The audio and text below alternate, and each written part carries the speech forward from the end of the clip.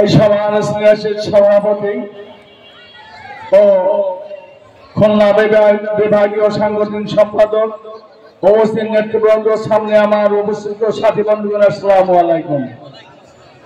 আমরা কিন্তু অরিজিনাল চাষি, তাই না? আমাদের দাবি দেখি যে ৭৫ সালে পট পরিবর্তন হওয়ার পর যে ৭৪ সালে যে দুর্ভিক্ষ দিয়েছিল, ৭৫ সালে পরপন্থী আমার মাথায় ঢুকেছিল কৃষিকে যদি পরিবর্তন না করা হয় কৃষকের ভাগ্য কখনো পরিবর্তন হবে না।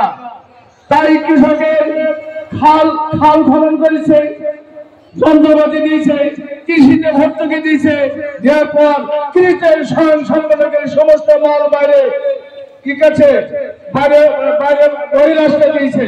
কিন্তু আজকে সেই কৃষকের অবস্থার পরিপ্রেক্ষিতে আজকে সেই হাইনার দলে সেই শহীদ রহমান কামাল ছিলেন, সবচেয়ে কঠোরপন্থী আব্দুল হক সাহেব বলেছিলেন যে আমার মানব এই দেশের সবচেয়ে বড় কঠিন দুর্দিন হলো।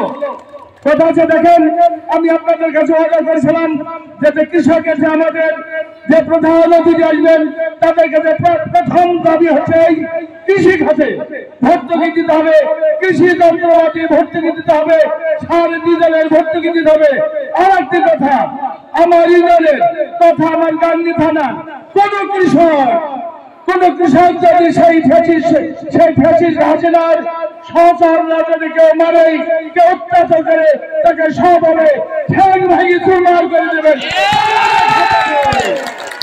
কোন রকম রেহাই হবে না। আমার কথা হচ্ছে তাকে মারলে লাগবে, অভিশাপ হবে।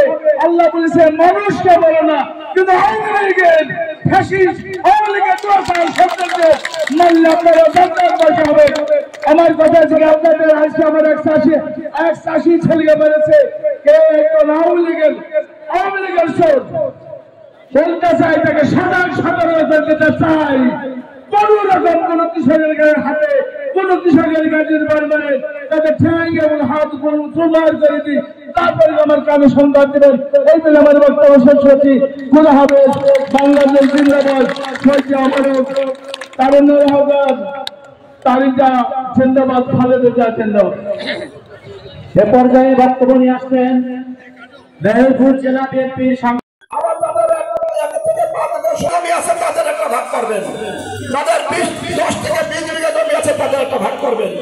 করলে এই কিন্তু ভাই আপনাদের করতে হবে, নাহলে আমরা কি করে জানবো এখানে কারা কি অবস্থায় আছে, কোন কাজের কাছে তারা গরিব, তারা কিভাবে আছে সেটা আমাদের জানতে হবে। জানলে আমরা উপকার করতে পারবো। তারেক রহমান আমাদের পাঠিয়েছে আপনাদের কাছে যে কিভাবে তাদের এই খাদ্য গুজম থেকে, বীজ গুজম থেকে কিভাবে আপনাদের কাছে আসছিলাম। আমরা আশা করবো হয়তো একটা মিটিং চলার পরে আপনারা সব কিছু ফিরে যান, দুঃখজনক ব্যাপার আর কিছুই থাকে না। এইভাবে আমি আমার এই সংক্ষিপ্ত বক্তব্য